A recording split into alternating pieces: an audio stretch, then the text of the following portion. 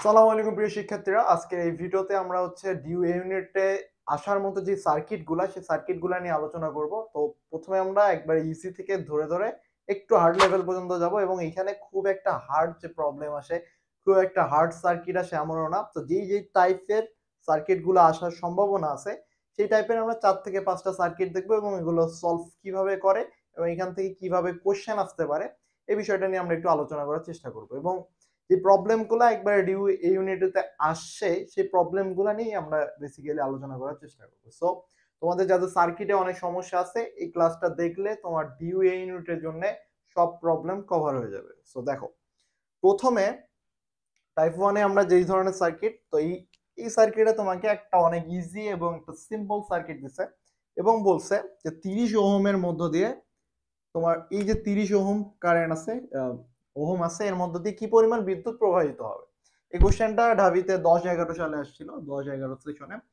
তো তোমাকে বলছে 30 ওহমের মধ্যে দিয়ে কি পরিমাণ বিদ্যুৎ প্রবাহিত হইতে পারে। তো এই প্রবলেমটা সলভ করার জন্য তোমাকে এট ফার্স্ট যে জিনিসটা করতে হবে, এই পুরা বর্তনীটার তোমাকে আরটা ক্যালকুলেট করে নিতে হবে এবং আর ক্যালকুলেট করার পর তোমাকে আই ক্যালকুলেট করতে হবে। দেন তুমি 30 ওহমের মধ্যে দিয়ে কি পরিমাণ বিদ্যুৎ প্রবাহিত হইতেছে এটা তুমি বের করতে পারবা। তো বেসিক্যালি এই ধরনের প্রবলেম যদি তোমাকে রিটেনে না দিয়ে এমসিকিউ এ দেয়, আমি বলবো যে এট ফার্স্ট অ্যাটেম্পটে এই ধরনের প্রবলেম সলভ করার কোনো দরকার নেই। সেকেন্ড অ্যাটেম্পটে যদি তোমার সময় থাকে তখন এই প্রবলেমগুলো সলভ করবো, কারণ এটা করতে একটু টাইম লাগবে, একটু টাইম লাগবে। তো দেখো কিভাবে সলভ করবো। প্রথমত তোমাকে বলছে যে 30 ওহমের মধ্যে দিয়ে কি পরিমাণ, ধরলাম যে I1। তো আমি যদি এই লুপটার মধ্যে কারশফ চালাই, এই লুপটার মধ্যে কারশফ চালাই, তাহলে কি পাবা? 10 মাইনাস 5 ইন্টু আই, এটা তো মেইন ব্রাঞ্চের কারেন্ট আই। এখান দিয়ে ধরলাম যে I1 minus 30 into I1 minus 3 into I equal 0। এখানে টোটাল কারেন্টটা আবার বের হয়ে আসবে 3 ইন্টু আই ইকুয়াল 0।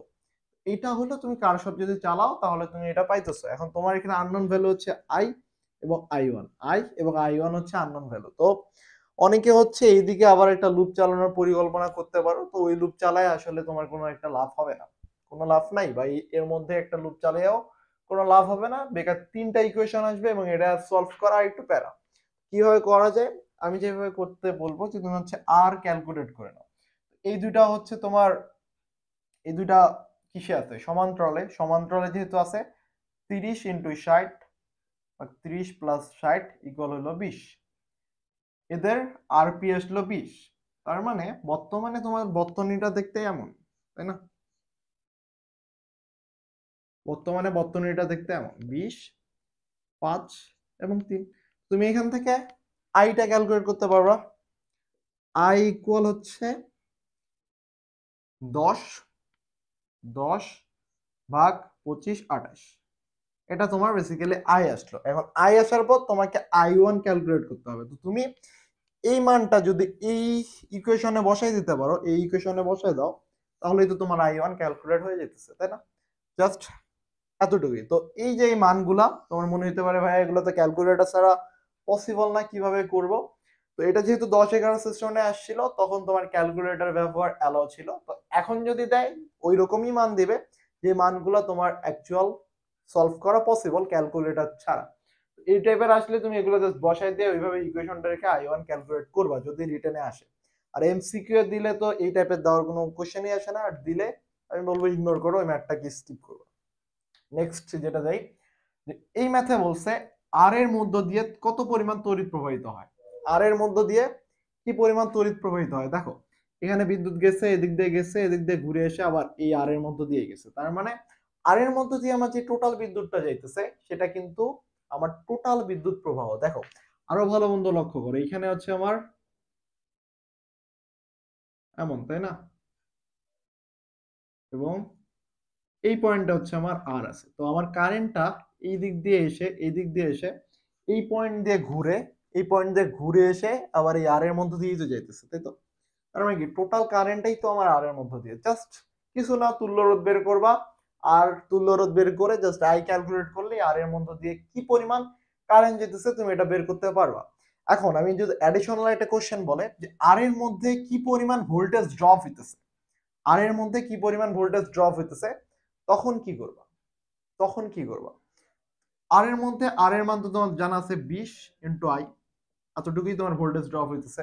এবং তোমাকে যদি এই পয়েন্টে একটা এ পয়েন্ট দেয় এবং এটা একটা বি পয়েন্ট দেয় এবং যদি বলে এ বি পয়েন্টের মধ্যে কি পরিমাণ ভোল্টেজ ড্রপ হইছে সেটা ক্যালকুলেট করতে, কি পরিমাণ ভোল্টেজ পার্থক্য বলো, কি পরিমাণ ভোল্টেজ ড্রপ হইছে এটা যদি জানতে চাই, এই যে এ একটা পয়েন্ট, এখানে একটা এ পয়েন্ট দিছে আর এখানে একটা বি পয়েন্ট দিছে, বলছে এ বি পয়েন্টে কি পরিমাণ ভোল্টেজ ড্রপ হইছে। তো তোমার জাস্ট এমন আই আর পি, যেখানে আর পি হলো এই যে তোমার আর ওয়ান এবং আর টু এর তুল্য রোধ, আর ওয়ান এবং আর টু এর তুল্য রোধ, দ্যাটস ইট।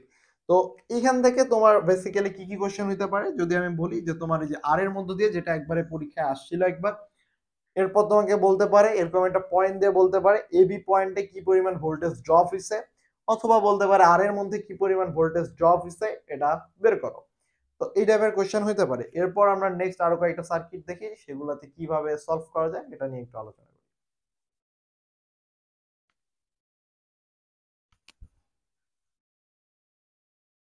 এট লাস্ট এই দুইটা টাইপ দেখো, এই দুইটা প্রবলেম, এই দুইটা সার্কিট যদি তুমি বুঝতে পারো এবং দুইটা সার্কিট যদি সলভ করতে পারো, আই থিঙ্ক যে তোমার আর কোনো ধরনের সার্কিটে কোনো প্রবলেম হওয়ার কথা না।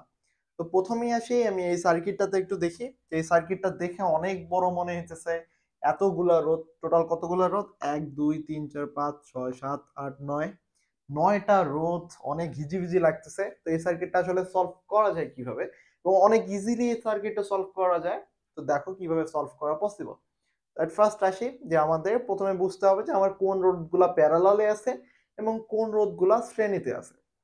তো দেখো প্রথমে এই যে সার্কিটটা যখন দেখতেছো, যখন তুমি এই টাইপের কিছু একটা দেখবা যেখানে 5টা রোধ আছে, 5টা রোধ আছে, তখন এটা চেষ্টা করবা এটাকে হুইটস্টোন ব্রিজে আসলে ট্রান্সফার করা যায় কিনা, হুইটস্টোন ব্রিজে ট্রান্সফার করা পসিবল কিনা। তো দেখি আমি এটা হুইটস্টোন ব্রিজে ট্রান্সফার করা যায় কিনা। তো আমরা জানি হুইটস্টোন ব্রিজ তখন হয় যখন হলো পি বাই কিউ ইকুয়াল হচ্ছে আর বাই এস হয়। তো এটাতে যদি আমি দেখি তাহলে আমি যদি 5/20 নেই, 5/20 ইকুয়াল হচ্ছে 1/4, আর 15/60 যদি নেই 15/16, এটা হলো 1/4। তার মানে এই সার্কিটটার মধ্যে এই যে এটুকু অংশের মধ্যে আমি যদি এটাকে নেই, এটা একটা হুইটস্টোন ব্রিজ এবং এর মধ্য দিয়ে কোনো ধরনের বিদ্যুৎ প্রবাহিত হইতেছে না। তার মানে এই জিনিসটাকে আমি কি করতে পারি, আস্তে করে টোটাল অংশ থেকে বাদ দিয়ে দিতে পারি। এই যে বাদ দিয়ে দিলাম, ওকে, আমি এটাকে পুরো বাদ দিয়ে দিছি। এখন যখন আমি বাদ দিয়ে দিছি, এরপর এই সার্কিটটা এখন অনেকটা ফ্রি মনে হইতেছে, অনেকটা ইজি মনে হইতেছে। এখন দেখো এই দুইটা আছে শ্রেণীতে, এই দুইটাও আছে আমার শ্রেণীতে, এই দুইটা শ্রেণীতে, এই দুইটাও শ্রেণীতে। তাহলে এখন আমার সার্কিটটা দেখতে এমন না। এই সার্কিটটাকে যদি আমি আরেকটু ট্রান্সফার করি, এই সার্কিটটাকে দেখতে এমন হবে। আবার এই দিক দেখো, এই দুইটা কিন্তু প্যারালালে আছে, এটা কিন্তু ইজিলি বুঝে যেতেছে বিদ্যুৎ। মনে রাখবা অনেকে কোনটা প্যারালাল এবং কোনটা শ্রেণী এটা বুঝতে সমস্যা হয়। তো আমি যদি একটা স্মল সার্কিট দিয়ে তোমাকে একটু উদাহরণে বুঝাই, ধরো এটা, এটা বুঝলেই তুমি সব বুঝবা। এখান থেকে কারেন্ট যেতেছে, তো কোনটা প্যারালাল কোনটা কোনটা প্যারালাল কোনটা শ্রেণী, ছোট একটা উদাহরণ দিয়ে তোমাকে বুঝাইলে তুমি বুঝতে পারবে। ধরো এখানে আই যেতেছে, আই যাচ্ছে, তুমি জাস্ট ভাববা এটা একটা নদী, এটা একটা খাল, ধরো এটা একটা খাল, পানি যাইতেছে, পানি যাইতেছে, পানি যাচ্ছে, যাচ্ছে, পানি যাচ্ছে, যাচ্ছে। পানি যতক্ষণ না পর্যন্ত কোথাও যে ভাগ না হয় ততক্ষণ না পর্যন্ত ওই জায়গায় সম্পূর্ণটাই থাকবে শ্রেণী। অর্থাৎ এরকম একটা যদি নদী হয় এবং এটাতে যদি এমন এমন হইতে থাকে আবার এখানে ঘুরে আসে, এই পানি যদি আবার ঘুরতে থাকে, এর মধ্যে যা থাকবে সবই শ্রেণীর মধ্যে। এখন কারেন্ট এই জায়গায় যে দুইটা পয়েন্টে ভাগ হয়ে গেছে, তাই না? তার মানে যে দুইটা পয়েন্টে ভাগ হবে, ওই যে কয়েকটা পয়েন্টে ভাগ হবে ওই পয়েন্টগুলা নিজেরাই নিজেরা হলো সমান্তরাল, ওই পয়েন্টগুলো হলো সমান্তরাল। এবং দেখবা লক্ষ্য করার বিষয় হলো ওই পয়েন্টগুলা যে আবার সেম পয়েন্টে মিলিত হইতেছে কিনা। যদি সেম পয়েন্টে মিলিত হয় তাহলে ওরা নিজেদের মধ্যে সমান্তরালে আছে। হ্যাঁ অবশ্যই মিলিত হইতেছে, তার মানে এরা সমান্তরালে আছে। তার মানে ধরো এরকম একটা নদী আছে, পানি ছাড়ছো, নদী ভাঙে গেছে, ভাঙে গেছে, এদিক দিয়ে পানি গেছে, এদিক দিয়ে পানি গেছে, আবার ঘুরে ঘুরে ঘুরে ঘুরে ঘুরে ঘুরে ঘুরে ঘুরে আবার এরা এক জায়গায় কোনো একটা পয়েন্টে মিলিত হয়ে আবার একটা নদী চলে গেছে। তো তুমি দেখবা যে কারেন্টের ফ্লোটা লক্ষ্য করবা, সবসময় কারেন্টের ফ্লোটা লক্ষ্য করবা যে কারেন্টের ফ্লোটা যখন যাইতেছে তখন কোনো পয়েন্টে ভাগ হইতেছে কিনা, এবং ভাগ হয়ে গেলেই ওরা হচ্ছে পরস্পর সমান্তরাল, যদি আবার সেম জায়গায় মিলিত হয়ে যায়। এতটুকুই বোঝার জায়গা হচ্ছে, এতটুকুই।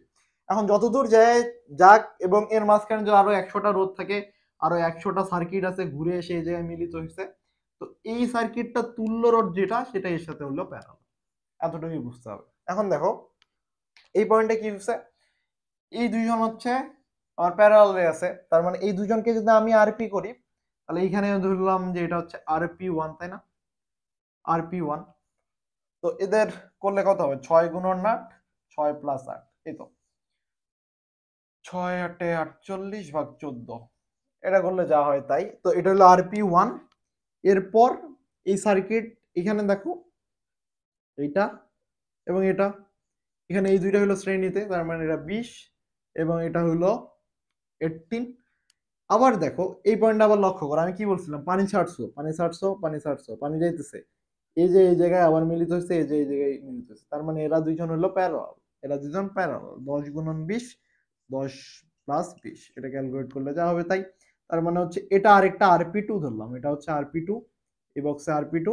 দেন এই সার্কিটটা সবাই সলভ করতে পারবা। এখন তোমার টোটাল আর ইজিলি ক্যালকুলেট হয়ে গেল। তো শুরুতে দেখে অনেক মনে হচ্ছে ইজি ইজি অনেক কিছু, হাই হাই কি হবে, বাট তুমি যদি এমনি ধরে ধরে ক্যালকুলেট করো দেখবা যে ইজিলি এটা সলভ হইতেছে। এখন আমরা যাই এই প্রবলেমটাতে, এটাতে কি বলছে? এখানে বলছে আই ইকুয়াল কত হইতে পারে যখন আর হচ্ছে সমান। তো কারেন্ট যে দিক দিয়ে ফ্লো হইতেছে আমরা ওই দিক দিয়েই ক্যালকুলেট করতে করতে যাব, যা যা সমস্যা আছে সব সলভ করতে করতে যাব। তো দেখো কারেন্ট এখানে একটা পয়েন্টে, দুইটা পয়েন্টে, তিনটা পয়েন্টে ভাগ হয়েছে। তিনটা পয়েন্টে ভাগ হয়েছে মানে তিনটাই আমার সমান্তরালে আছে, তাই না? তিনটাই আমার সমান্তরালে আছে। তো তিনটাই যেহেতু আর, 1/r plus 1/r plus 1/r তার উপর ইনভার্স, তাই তো? তার মানে r/3, 5/3 হলো এটা আমার তুল্য রোধ এই পয়েন্টে। তো আমার সার্কিট এদিক দিয়ে এদিক দিয়ে, এটা হলো আমার 5/3 ওহম। এখন এটা গেছে, এটা হলো 5, এটা 5, এই পর্যন্ত আমার সার্কিট ঠিক আছে। এখন এই পয়েন্টটা লক্ষ্য করার বিষয়, এখানে কারেন্ট ভাগ হয়ে গেছে, এ এদিক দিয়ে এদিক দিয়ে এদিক দিয়ে গেছে, এ এদিক দিয়ে এদিক দিয়ে এই পয়েন্টে মিলিত হয়েছে। তো এই পয়েন্ট আর এই পয়েন্ট হলো আমার প্যারালাল, তাই তো? কারেন্টটা ফ্লো হইছে এই পয়েন্ট দিয়ে এই পয়েন্ট, এখানে কি একটাই পয়েন্ট আছে না? এটা কি একটাই পয়েন্ট না? একটা যেহেতু পয়েন্ট তার মানে এরা হচ্ছে শ্রেণীতে। তার মানে এখন এটা দেখতে হবে এমন যে এটা হচ্ছে 10 আর এটা হচ্ছে 5, তাহলে এটা 5 এমন। তার মানে কি এরা হচ্ছে এখন প্যারালাল। 10 ইন্টু 5, 10 প্লাস 5, এটা আরপি ওয়ান গেল। এরপর দেখো এটাও সেম কেস না? এটা আর এটা সেম কেস, তার মানে এটা হচ্ছে আরপি টু, আরপি টু। দেন তুমি এটা শেষ, সলভ হয়ে গেছে। এই যে সলভ কমপ্লিট। তোমার কাজ হলো যে কোনটা প্যারালাল কোনটা শ্রেণী এটা আগে বুঝা। তো আগের আগের ভিডিও, আগের যে দুইটা টাইপ, এই দুইটা টাইপ যদি তুমি ভালো মতো লক্ষ্য করো তো সেখানকার কোশ্চেন প্যাটার্ন এটার কোশ্চেন প্যাটার্ন প্রায় সেম। সার্কিটটা একটু হিজিবিজি মনে হইতেছে, এগুলো রিটেনে আসতে পারে। এখন যে দুইটা দেখাইলাম এগুলো রিটেনে, এবং আগে যে দুইটা দেখাইছি এগুলো তোমার হচ্ছে এমসিকিউ আসার সম্ভাবনা অনেক বেশি। তো তোমার একটু হিজিবিজি মনে হইতে পারে, তুমি জাস্ট একটু ঠান্ডা মাথায় সার্কিটগুলো সলভ করবে এবং একটু ঠান্ডা মাথায় সার্কিটগুলো বেশি বেশি করে সলভ করবা। তো তোমার আরো ব্রেন খুলবে তুমি যত বেশি সার্কিটগুলো সলভ করবা এবং যত বেশি এক্সাম দিতে পারবা। তো এই জন্য আমি বলবো যে তুমি এই মুহূর্তে এসে বেশি বেশি করে এক্সাম দাও, এবং এক্সাম দেওয়ার জন্য আমাদের 15 তারিখ থেকে এক্সাম ব্যাচ শুরু হয়েছে। সেই এক্সাম ব্যাচে তুমি ভর্তি হতে পারো এবং সেই এক্সাম ব্যাচের ফি মাত্র 149 টাকা, এবং পুরাটাই ডিউ এ ইউনিট স্ট্যান্ডার্ড কোশ্চেন ফলো করা হয়েছে, এবং অন্যান্য যে কোনো অনলাইনের থেকে আমাদেরটা মানসম্মত, এটা আমি বলতে পারি। তো তুমি হচ্ছে চেষ্টা করো, তুমি যদি হাতে সময় থাকে অবশ্যই আমি রেকমেন্ড করব যে অবশ্যই তুমি আমাদের এই এক্সাম ব্যাচটায় ভর্তি হও, এবং এক্সাম ব্যাচের সমস্ত ডিসক্রিপশন সমস্ত কিছু ডিসক্রিপশনে দেওয়া থাকবে, লিঙ্কগুলো ডিসক্রিপশনে দেওয়া থাকবে। এবং টেলিগ্রাম গ্রুপে জয়েন হতে চাইলে অবশ্যই আমাদের ডিসক্রিপশনে দেওয়া টেলিগ্রাম গ্রুপে জয়েন হতে পারো। তো ধন্যবাদ, দেখা হচ্ছে নেক্সট।